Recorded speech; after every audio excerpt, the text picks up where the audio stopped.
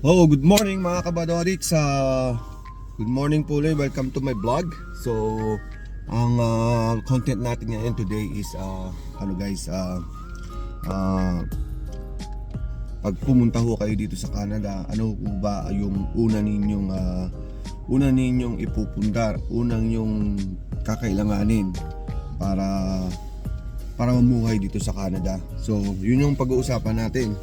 So, guys, yun ay ang sasakyan. So, alam nyo ba kung gaano ka kailangan ang sasakyan dito sa Canada? So, at brand new ba ang kailangan nyo o used vehicle? So, pag-usapan natin yan guys ngayong araw na to. So, kung gaano kahalaga ang sasakyan dito. So, unang-una, nakatira tayo guys nakatira tayo sa malamig na lugar, malamig na bansa, di ba? So, pagdating sa transportation, mahirap mo. Mahirap mag-bus, mahirap maghintay during winter. Maghintay ng bus, lalo na kung double digit, sobrang lamig guys. Yun yung mga inaano natin, tatalakayin natin dito kung gaano kahalaga yung sasakyan dito sa Canada. So, yun nga, ano ba kailangan? Bago ba? O luma muna? Kung bagong salta ka dito sa Canada, kung kararating mo lang. So, tatalakayin natin yun guys. So, before we start this guys, dun sa mga hindi pa nagsasubscribe, please subscribe to my YouTube channel. Kung gusto nyo tong video na to para malaman nyo na kung ano ba yung maganda, brand new or used na vehicle ang kailangan natin sa umpisa pag nag-land na kayo dito sa Canada. So, yeah, subscribe and like or comment below and or share. Support sa channel natin para naman na patuloy ang pag-vlog ko. Kasi parang tinatamad na tayo mag-vlog. Kasi napaka-busy, ang hirap din pala mag-vlogging, di ba? Hindi pala biro din yung mga vlog, kaya kailangan talaga may team kayo. Ako, mag-isa lang ako, ginagawa ko lang tong pag wala akong ginagawa. So, nag-enjoy ko ako dito sa pag-vlog pag walang ginagawa. Pero pag may ginagawa ako, hindi ako nag-vlog. So, yun nga guys. So, tara, talakayin natin. Let's go!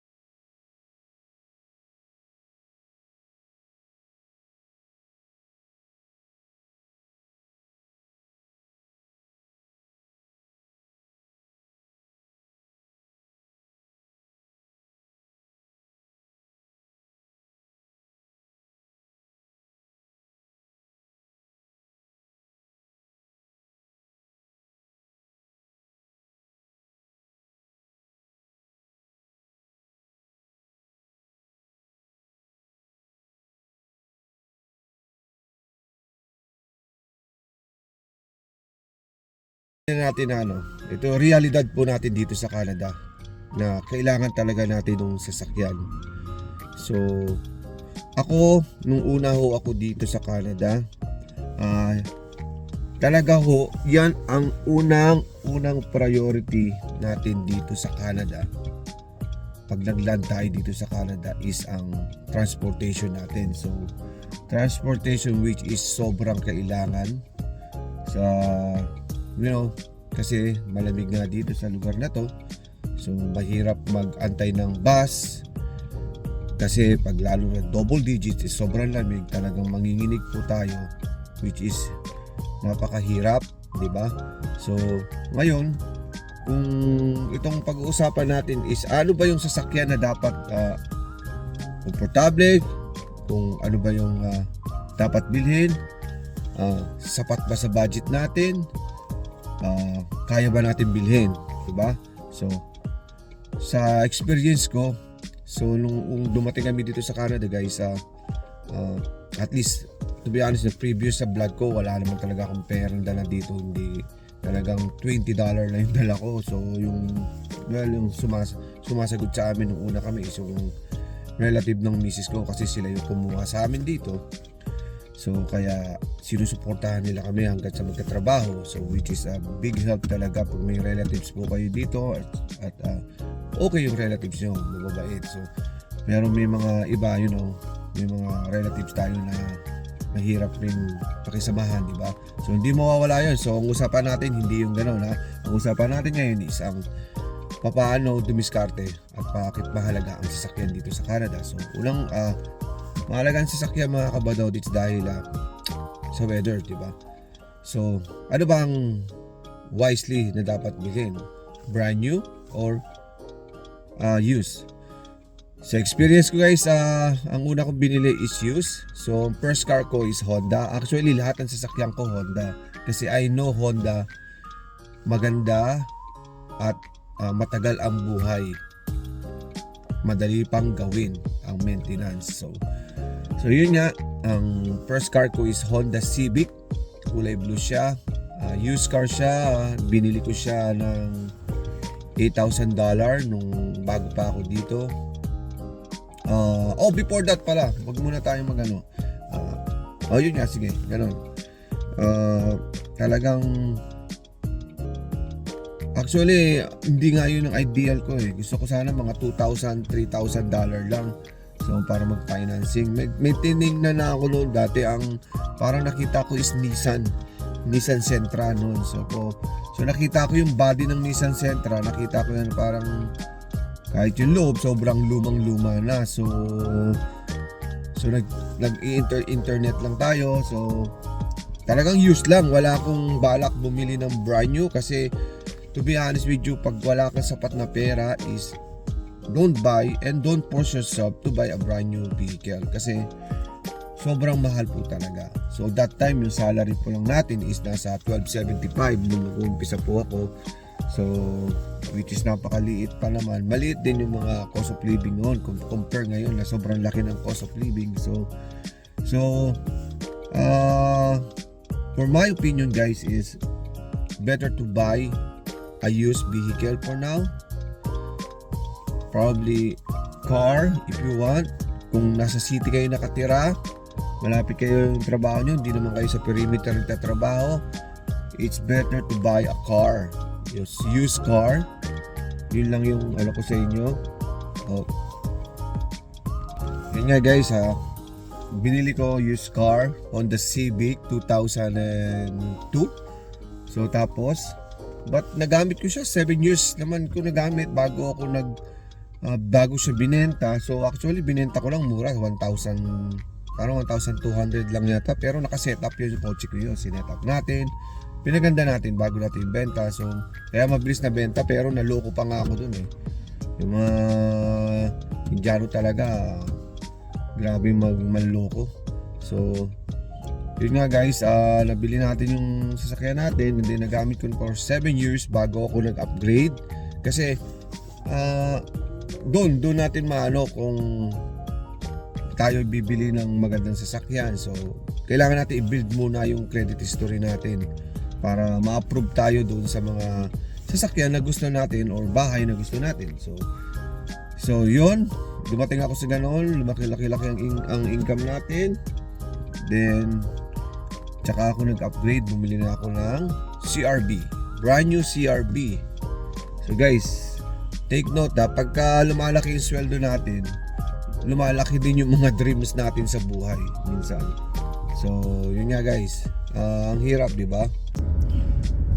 Kaya guys, mga bagay-bagay na dapat na iwasan ninyo sa pagbibili ng sasakyan. So ingatan ninyo na mabaon tayo sa utang, kasi isa yan sa mga sasakyan nagpapabaon sa utang sa atin dito sa Canada. Kaya isa po yan, isa. So pagdating sa sasakyan guys, maging maingat po tayo sa pagbili. kung bago lang po tayo dito sa Canada, kakaland lang natin at kailangan natin bumili ng sasakyan natin kasi kailangan talaga dito ng may sasakyan para sa transportation natin. Unang-una, 'di ba? Sobrang lamig. So kailangan yon kasi hindi ka makapag-grocery ng maayos kung wala kang sasakyan. Yun yung advantage pa mga may sasakyan. So sinasabi natin, pag-usapan natin kasi kailangan ba talaga ng brand new sasakyan on the beginning pagdating mo dito or use. Sa akin kasi depende ho sa budget ninyo. Kung kaya nyo bumili ng brand new, you can buy brand new.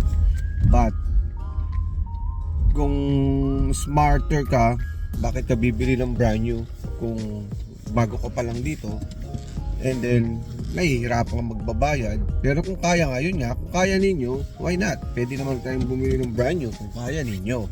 Pero kung hindi nyo kaya, huwag nyo pilitin kasi maraming nangyayari dito sa Canada na nababaon sa utang talaga. So which is totoo naman yun, nabubuhay kami sa utang. Wala naman pagbabago yun. So ang ano ko lang din sa inyo ay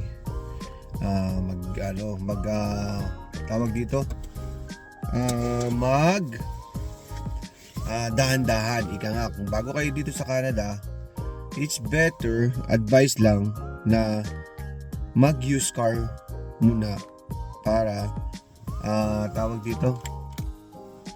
para hindi tayo mahirapan sa mga bills na babayaran natin. So yun yung experience ko lang dito kasi nung ako guys dito, bago lang dito. So wait lang guys. Ayan guys, nung bago ako dito, talagang ang binili ko lang is used vehicle. So Honda Civic. Ang first car po namin dito, Honda Civic. So that time, ako lang yung nag-work, so wala pa si Mrs. Kaya ang ginawa ko is pinursige ko makakuha ng lisensya talaga dito. Kasi na-experience po namin na napakahirap po mag-grocery nang wala kang sasakyan. Nung time nung dumating kami, that was 2011. Can you imagine, January? So wala kaming sasakyan. And then nag-grocery kami ni Mrs. Nagbabas lang kami. May maliit pa kaming kasama. Yung panganay namin. So 1 year old lang. So biroy mo, igib ako, may tubig. Tubig, dala ko. Sakay kami ng bus. Ganoon kahirap. Tapos may grocery pa kami. Wala kaming sasakyan. So yun yung hirap ng buhay namin nung dumating kami dito sa Canada. So kasi unang-una, hindi pa malaki yung sweldo ko noon. So ako lang nagtatrabaho. So siyempre naninirahan kami doon sa relatives ng misis ko. Naka-apart din sila din before. So nandun kami sa apartment, siksikan. Kaya pag after 6 months ko sa trabaho guys, kumuha ako ng apartment ng mura din lang. So doon lang, ang ano ko is budget to budget ako. Kaya panay overtime ko kasi maliit lang yung sweldo. Overtime, halos 30 hours, 40 hours ako nag-overtime para lang survival ko dito sa Canada, namin sa Canada. So and that one, na-realize ko na kailangan ko na bumili ng sasakyan. So kasi sa hirap yung transportation nga, lalo pa nag-grocery ka and then hindi ka makalabas ng bahay kasi nga wala kang sasakyan. So ang ginawa ko, one take lang ako sa driving exam and then nakakuha kagad ako lisensya. After nun, diretso na ako sa dealer. Pagkapasa ko ng license, dumiretso kagad ako sa dealer para makipag-deal ng sasakyan doon sa nakita ko. So yun, nakuha ko 8,000 yung sasakyan. So nag-asa ko ng financing. So they approve me. Use talaga, hindi ako naghahanap ng Actually hindi pa doon dalawa yung sasakyan ko, yung unang Nissan. So hindi ko nagustuhan yung Nissan. Doon yung sa mga Indiano used car. So hindi maganda, ayoko bumili sa kanila kasi yung mga sasakyan na pala yun, mga alam mo yun, yung mga accident na inaayos-ayos, which is ganun naman talaga pag used car. So, yun, diretso ka agad ako doon, second hand muna. Then after that, yun, na-approve. So sabi ko, bukas pwede ko naman makuha. Sabi niya, okay. So alam mo kung magkano lang yung bi-weekly. So that's $100 bi-weekly. So $8,000, $100 bi-weekly. Can you imagine that? $100 bi-weekly.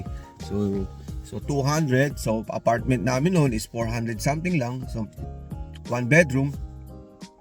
Hanggang sa nakasurvive kami. Kasi sasakyan talaga. Wag ko nyong mamadaliin bumili ng brand new sasakyan. Okay lang yung kung ang pamilya dito, malalaki na yung mga anak nyo, nagtatrabaho. Yun, talaga kaya nilang bumili ng mga brand new kasi mga nagtatrabaho na yun. Mga anak nila na di katulad namin, pag may maliit ka, mahirap po talaga. Lalo kung ikaw lang nagtatrabaho, isa lang sa pamilya mo. So mahirap. Siyempre, kung gusto mo, double job ka, double job, you can afford. So, yun nga lang, payong kaibigan lang, para step by step lang naman. Then after that, after 5 years, so bumili na kami ng bahay. After 5 years, bumili kami ng bahay. And then, tsaka ako bumili ng sasakyan. So si Mrs. nagtatrabaho na rin yun. Kaya ako, nakabili na kami ng bahay, ng sasakyan ng bago. And then, yun, gano'n naman. Ang diskarte dito. Huwag kang bumili ng magandang bahay naman sa umpisa. Yung bilhin nyo lang is yung kaya lang ng budget na hindi kayo makakapos. Kasi minsan ang bangko, sasagarin yung approve sa inyo. So, wag nyo pong sagarin yun. So, i-content ko yun sa susunod guys, tungkol sa mortgage sa bahay. So, eto sa sasakyan, maging wise kayo. Kung hindi nyo kayang magbayad ng brand new, bumaba kayo. Wag nyo sagarin yung brand new.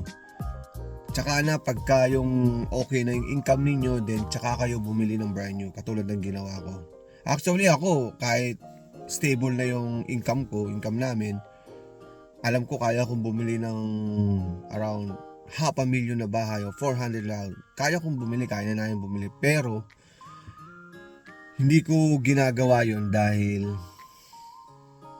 malaki ang bahay nyo. Hindi naman natin gusto yung kagustuhan ng mga tao. It's a dream, pero sa ngayon hindi na muna. So siguro focus muna ako, may bahay na ako. So ang plano ko sa bahay namin is nag-extend na lang guys. So balik tayo usapan sa sasakyan kasi napupunta tayo sa kanilang bahay. Yun nga guys, ang sasakyan kailangan dahil sa transportation. Yun talaga ang sasakyan ay hindi pinagaganda. Ang sasakyan is necessity, kinakailangan talaga dito sa Canada. Kaya marami mga tao may sasakyan dito. Ang best advice ko kayo, kumuha muna kayo ng second hand. Talaga, wag ang brand new.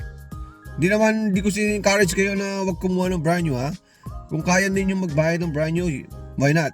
Magbayad kayo, kumuha kayo. Pero kung wisely lang, para makatipid kahit papaano, kung bago lang kayo dito sa Canada, ang advice ko is mag-use muna kayo.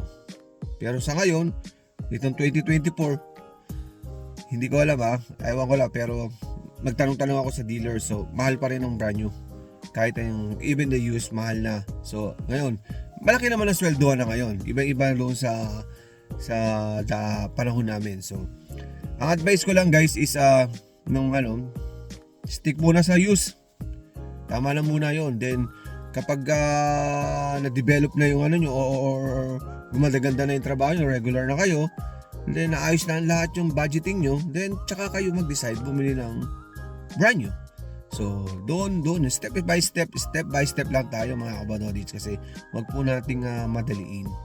Kasi minsan yung iba minamadali, brand new ako ba, maraming problema yung sira.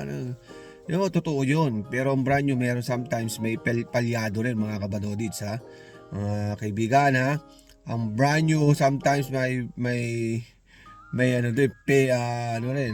palpak na brand new din, kaya manufacturer talaga hindi perfecto, walang perfecto sa mundo talagang ito. So yun lang. So pero kung ayaw yung gumastos at hindi nyo kayang gawin yung mga maintenance ng so and then kaya naman bumili ng brand new, so buy a brand new.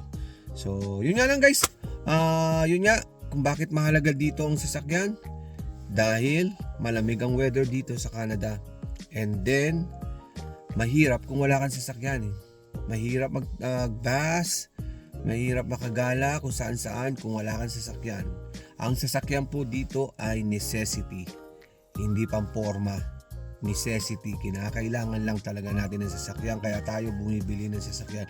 Sa mga bagong dating po dito, ang sasakyan po ang unang pundarin nyo bago ang bahay. Ang bahay is secondary lang. Wag yung bibili ka kaagad ng bahay right away tapos wala ka pa sasakyan. No. Car first, vehicle first. Sasakyan po muna bago ang bahay. Kasi kung wala kang sasakyan, paano ka makakapasok ng trabaho mo? Kung malayo yung pinagtatrabahuan mo, kung paano ka makakapag-grocery na hindi ka nahihirapan, kung paano ka makakapunta sa mall na malayo kung wala kang sasakyan at walang bus. Kaya ang number 1 na pag dumating kayo dito sa Canada, kumuha kayo ng lisensya kaagad, pabook kayo ng lisensya kasi yung ano natin, yung license natin, allow pa tayo yata for 1 year gamitin, di ba? So yung ang pagkakaalam ko dito, 1 year, parang 1 year yata din. 1 year or 6 months? Hindi ko na matandaan, pero hindi ko lang alam yung policy na ngayon. So yun nga, magtanong kayo dun sa mga insurance, sa MPI, sa mga sasakyan dito sa Manitoba, MPI. So unang-una ho, sasakyan po pinakamahalaga dito sa Canada. Pag bagong land kayo dito sa Canada, new immigrant, please kumuha kaagad kayo ng driver license. After kayo makakuha ng driver license, tsaka kayo kumuha ng sasakyan. Ang number 1 po ninyo talagang gagawin ay ang sasakyan. Huwag muna ang bahay. I-discuss ko sa inyo, yun sa next content po natin, ano ba ang mas mahalaga? Ang mangupahan, mag-apartment, o bumili ng bahay. Yan yung susunod nating content ho, sa susunod nating vlogging. So itong sinasabi ko sa inyo na ito yung mga experience namin dito sa Canada. Kaya so ngayon i-share ko sa inyo para at least may idea ho kayo. Itong taong to, si Balodits pala, ganun nag-umpisa hanggang sa tawag dito, naka-recover kami hanggang sa yun, kaya na namin bilhin lahat, di ba? So hindi naman lahat, kumbaga hindi pa nga ako nakakauwi ng Pilipinas. So darating din tayo dyan. So yun nga guys, hanggang dito na lang. Yun ang kahalagaan ng sasakyan dito sa Canada. Sasakyan muna yung pundar nyo para at least kampante kayo pag pumapasok sa trabaho, kampante kayo pag sinusundo nyo yung mga anak nyo sa school, kampante kayo pag nag-grocery, kampante kayo pag nag-momol. Yun ang unang priority natin dito sa Canada. Ang sasakyan. Necessity po ang sasakyan. Hanggang dito na lang po. Please subscribe to my YouTube channel or share, like, or mag-comment below kung napanood nyo itong video na to. At sa susunod ko pang vlogging pa ang natin ang mortgage or apartment naman. So stay tuned guys. Okay, peace out. Bye!